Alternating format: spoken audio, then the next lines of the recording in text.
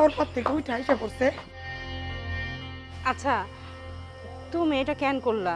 পোলার সাথে রাগ করে যে আলাদা হয়ে গেলা, একবার চিন্তা করছো আমরা কি খামো, সংসারটা কেমনে চলবো? সংসারের চিন্তা করে লাভ নাই। তুমি শুনলে না বিয়ান কি কইলো? আমার পোলা যা খায় গামলা বইরা বইরা রেখে খায়, ওই খাওয়া নাকি আমাদের পুরো সংসারই চলে যায়।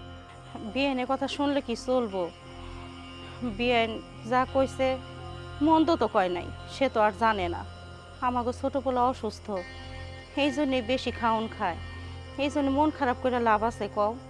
দেখো মা, আমরা এখন যে পরিস্থিতিতে পড়ছি, এই পরিস্থিতিতে দাঁড়ায়া মান সম্মানের কথা চিন্তা করে লাভ নাই। এখন আমরা দরকার হয়েছে 3 বেলা 3 মুঠো খাওয়ান জোগাড় করা। আর আব্বাই নাই বুড়া মানুষ, কোনো কাম কাজ করতে পারবো না। আর তোমার ছোটবেলায় কি, হ্যাঁ তো খালি ছোটবেলা থেকে অসুস্থ অসুস্থ বাহানা দিয়েই আছে, খাইতে তো কম খায় না। হ্যাঁ যদি কোনো কাম কাজ করে গত না রে, তাহলে তো মামলার আর অভাব অনটন হয় না। হ্যাঁ চেয়ে ছোট ছোট পোলা পাইন কাম করে সংসার চালাইতেছে। তোমার ছোট পোলারে কও গায়ে গত না রে একটু কাম কাজ করে টাকা পয়সা ম্যানেজ করতো। মারে তুই চুপ কর। আমি যতদিন বাচ্চা আছি আমার ছোটো বলারে কাম করতে দেবো না, কইলাম না? দরকার হলে আমি রিক্সা চালাই তাও খাওয়ামো। আচ্ছা হয়েছে, তুমি রিক্সায় চালাও। এখন চলো আমি কয়টা খাবার দেই, তুমি খাও।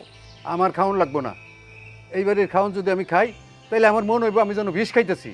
কালকা কামাই রুজি কইরা চাইল ডাল যদি আনতে পারি তাহলে তুমি রান্দা দিও, তখন আমি খাবো। খাওন যখন খাইবে না, অন্তত ঘরে চলো, একটু তো ঘুমাও। চলো আব্বা।